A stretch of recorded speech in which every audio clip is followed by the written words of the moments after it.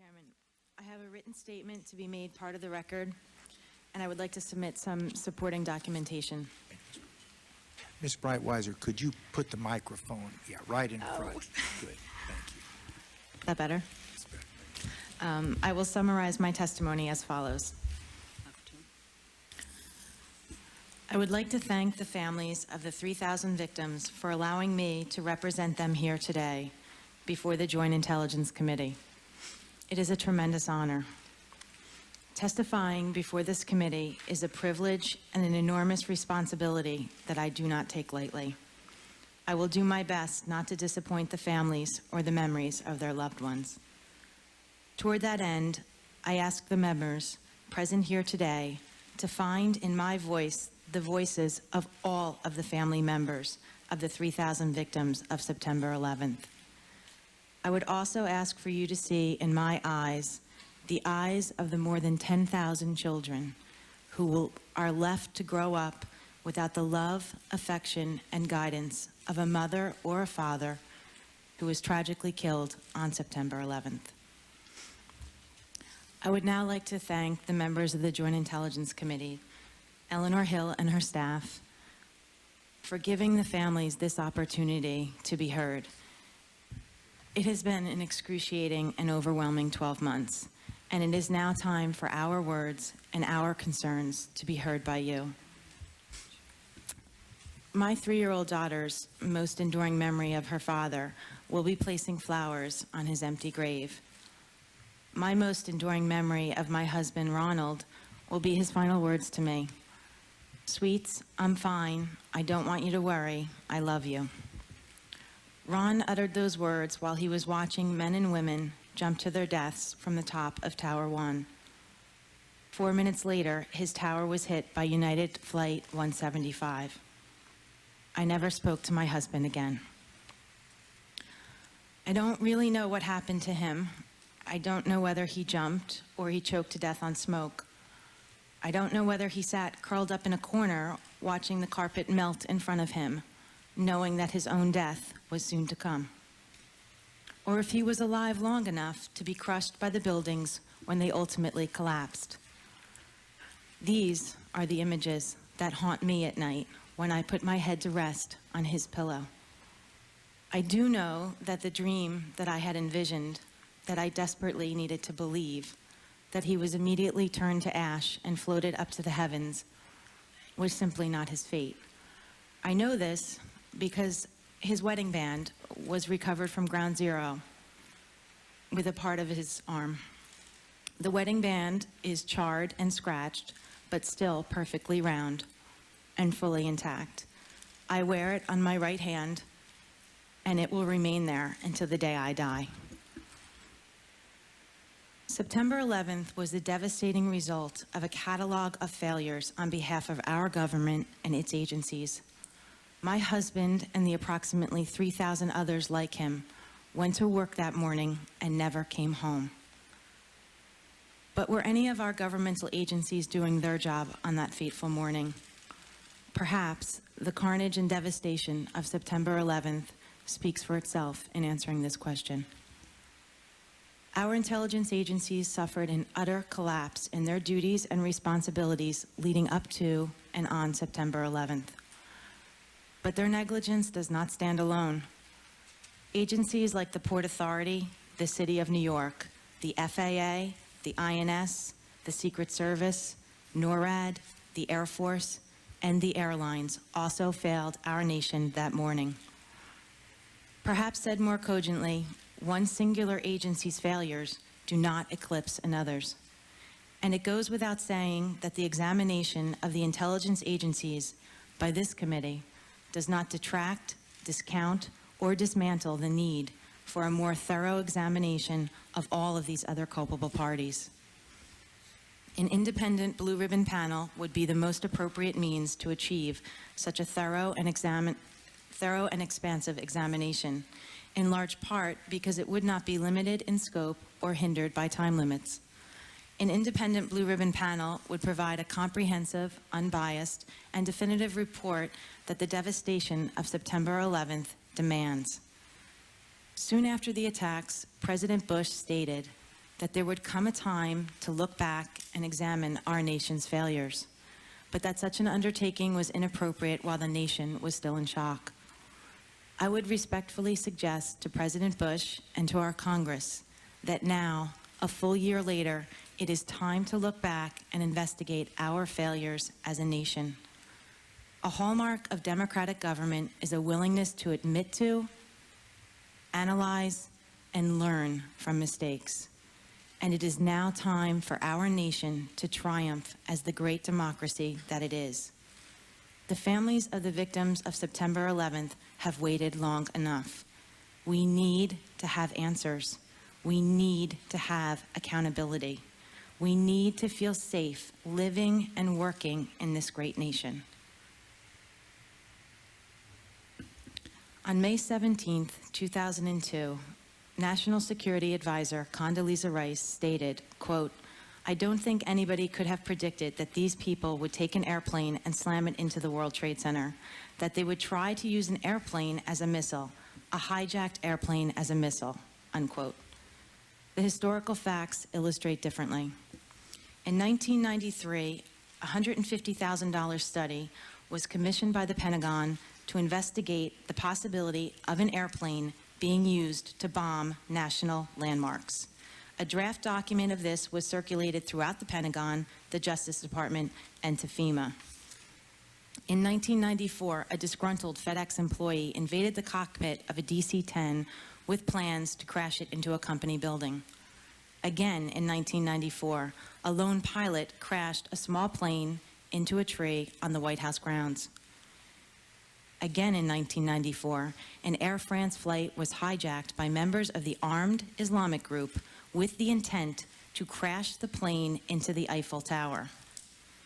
In January 1995, Philippine authorities investigating Abdul Murad, an Islamic terrorist, unearthed Project Bojinka. Project Bojinka's primary objective was to blow up 11 airliners over the Pacific. In the alternative, several planes were to be hijacked and flown into civilian targets in the United States. Among the targets mentioned were CIA headquarters, the World Trade Center, the Sears Tower, and the White House. Murad told U.S. intelligence officials that he would board any American commercial aircraft pretending to be an ordinary passenger, and that he would then hijack the aircraft, control its cockpit, and dive it at CIA headquarters. In 1997, this plot resurfaced during the trial of Ramzi Youssef, the mastermind behind the 1993 bombings of the World Trade Center. During the trial, FBI agents testified that, quote, "The plan targeted not only the CIA, but other U.S. government buildings in Washington, including the Pentagon," unquote. In September 1999, a report, "The Sociology and Psychology of Terrorism," was prepared for U.S. intelligence by the Federal Research Division, an arm of the Library of Congress. It stated, quote, "Suicide bombers belonging to Al-Qaeda's Martyrdom Battalion could crash land an aircraft packed with high explosives into the Pentagon, the headquarters of the CIA, or the White House." Again, that was in September 1999.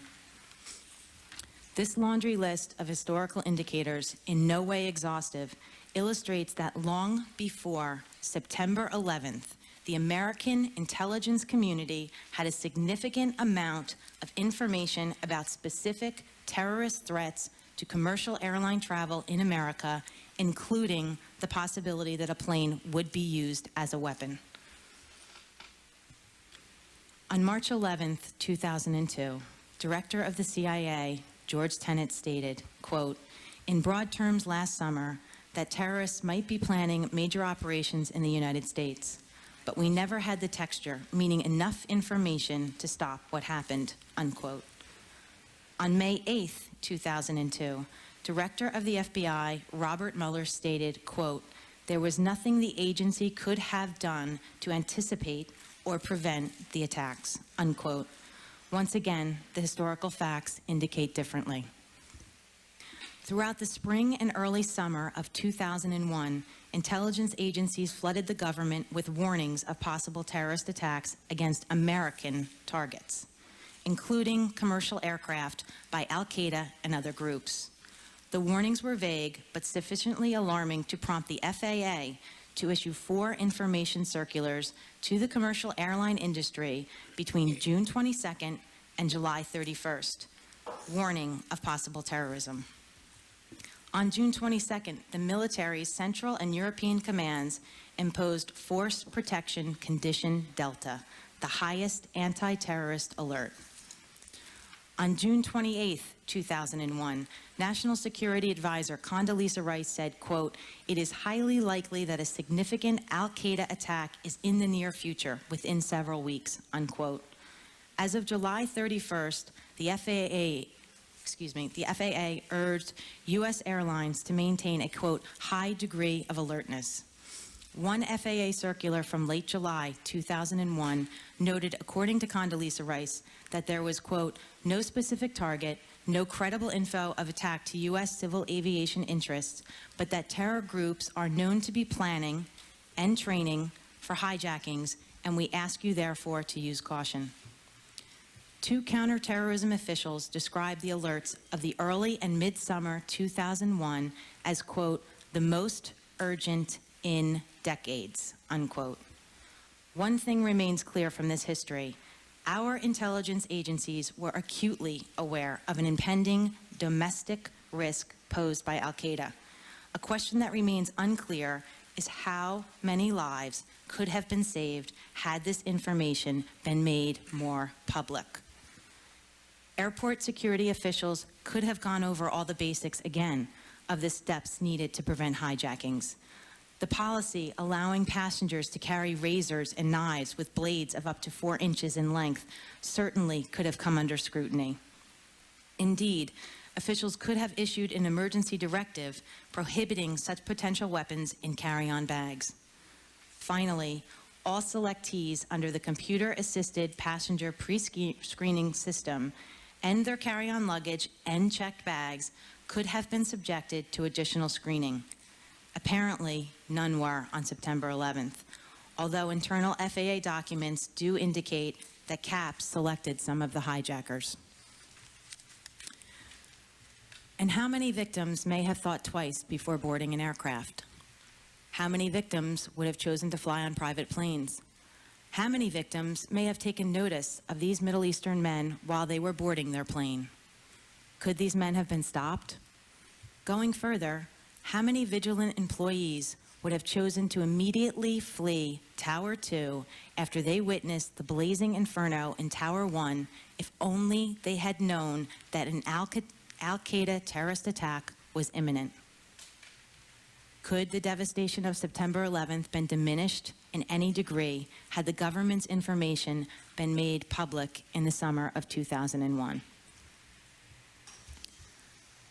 On July 5th, July 5th, 2001, the government's top counterterrorism official, Richard Clarke, stated to a group gathered at the White House, quote, "Something really spectacular is going to happen here, and it's going to happen soon." The group included the FAA, the Coast Guard, the FBI, the Secret Service, and the INS. Clarke directed every counter-terrorist office to cancel vacations, defer non-vital travel, put off scheduled exercises, and place domestic rapid response teams on much shorter alert. For 6 weeks last summer, at home and abroad, the U.S. government was at its highest possible state of readiness against imminent terrorist attack. A senior FBI official attending the White House meeting on July 5th, 2001, committed the Bureau to redouble contacts with its foreign counterparts and to speed up transcription and analysis of wiretaps obtained under the Foreign Intelligence Surveillance Act, among other steps.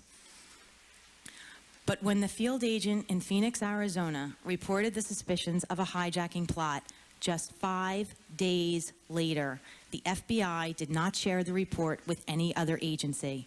One must ask why. That report, written by Agent Kenneth Williams, now well known as the Phoenix Memo, recommended that the FBI investigate whether Al-Qaeda operatives were training at U.S. flight schools. Williams posited that Osama bin Laden's followers might be trying to infiltrate the civil aviation system as pilots, security guards, or other personnel. He recommended a national program to track suspicious flight school students. Agent Williams was dead on point. But in the summer of 2001, while our nation was at its highest state of alert, his memo was flatly ignored. And what result if it hadn't been ignored? What if his memo was promptly placed on Intelink, SIPRNet, or NIPRNet? What if other agents had the same suspicions in Florida, California, Georgia, Ohio, and Nevada? Could the terrorists have been stopped?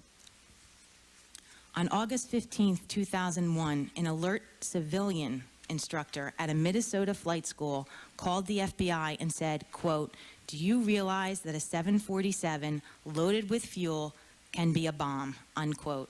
The next day, Zacarias Moussaoui was arrested. After investigating Moussaui's past, the FBI, with the help of French intelligence, learned that he had Islamic extremist connections. They also knew that he was interested in flight patterns around New York City and that he had a strong desire to fly big jets, even though at the time he didn't have so much as a license to fly a Cessna. And then what happened? The FBI office in Minnesota attempted to get a FISA warrant, but they were rebuffed. A crucial mistake, because Zacarias Moussaui's possessions contained evidence that would have exposed key elements of the September 11th plot. Why was this request denied? Again, the historical facts must be analyzed. In March 2001, an internal debate ignited at the Justice Department and the FBI over wiretap surveillance of certain terrorist groups. Prompted by questions raised by Royce C. Lamberth, the chief judge of the FISA court, the Justice Department opened an inquiry into Michael Resnick, an FBI official who coordinated the Act's applications. Attorney General John Ashcroft and Robert Mueller, then Deputy Attorney General, ordered a full review of all foreign surveillance authorizations. Again, this was in March 2001. Justice Department and FBI officials have since acknowledged the existence of this internal investigation and said that the inquiry forced officials to examine their monitoring of several suspected terrorist groups, including Al-Qaeda. And while senior FBI and Justice Department officials contend that the internal investigation did not affect their ability to monitor Al-Qaeda, other officials have acknowledged that the inquiry might have hampered electronic surveillance of terror groups. The matter remains highly classified. What is not classified is that in early September, a Minnesota FBI agent wrote an analytic memo on Zacarias Moussaui's case, theorizing that the suspect could fly a plane into the World Trade Center. Tragically, this too was ignored. Also ignored by U.S. intelligence agencies was the enormous amount of trading activity on the Chicago Exchange Board and in overseas markets. Our intelligence agencies readily used Promise software to analyze these kinds of market indicators that presented themselves in the weeks prior to September 11th. Why were these aberrational trades and market swings ignored? We were at the highest state of alert. An attack by Al-Qaeda was expected to occur at any given moment, and yet massive amounts of trades occurred on American Airlines, United Airlines, reinsurance companies, and leaseholders in the World Trade Center, and none of our watchdogs noticed. Perhaps even more disturbing is the information regarding Khalid al-Mihdhar and Nawaf al-Zami, two of the hijackers. In late August 2001, the CIA asked the INS to put these two men on a watch list because of their ties to the bombing of the USS Cole. On August 23, 2001, the INS informed the CIA that both men had already slipped into this country. Immediately thereafter, the CIA asked the FBI to find al-Mihdhar and al-Zami.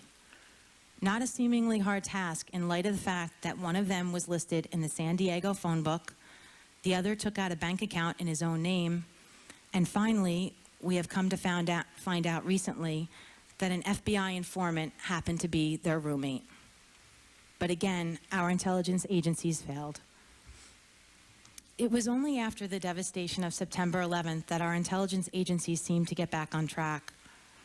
On September 12th, 2001, the New York Times reported, quote, "On Tuesday, a few hours after the attacks, FBI agents descended on flight schools, neighborhoods, and restaurants in pursuit of leads. The FBI arrived at Huffman Aviation at about 2:30 a.m. Wednesday morning. They walked out with all of the school's records, including photocopies of the men's passports." The New York Times also reported that day that students at Embry-Riddle Aeronautical University said that, quote, "Within hours of the attacks, FBI investigators were seen at their school." How did the FBI know exactly where to go only a few hours after the attacks? How did they know which neighborhoods, which flight schools, and which restaurants to investigate so soon in the case? The New York Times went on to report on September 12th that, quote, "Federal agents questioned employees at a store in Bangor, Maine, where 5 Arab men, believed to be the hijackers, tried to rent cell phones late last week. Store employees at first refused to sell the phones because the men lacked proper identification, but they gave in after the 5 offered $3,000 cash," store employees and an airport official said. The September 12th article goes on to state, quote, "The men then phoned Bangor Airport trying to get a flight to Boston, but were told that there was no flight that matched their desired departure time. The men then phoned Portland International Jetport, where 2 of them apparently made reservations for a flight to Boston on Tuesday morning." How would this information be gleaned so quickly? How would the FBI know to visit a store in Bangor, Maine, only hours after the attacks? Moreover, how would they know the details of a phone conversation that occurred a week prior to the attacks? Were any of the hijackers already under surveillance? It has been widely reported that the hijackers ran practice runs on the airline routes that were chosen on September 11th. Did our intelligence agents ever shadow these men on any of their prior practice runs? Furthermore, on September 12th, the New York Times reported that, quote, "Authorities said they had also identified accomplices in several cities who had helped plan and execute Tuesday's attacks. Officials said they knew who these people were and important biographical details about many of them. They prepared biographies of each identified member of the hijack teams and began tracing the recent movements of the men." How were complete biographies of the terrorists and their accomplices created in such short time? Did our intelligence agencies already have open files on these men? Were they already investigating them? Could the attacks of September 11th been prevented?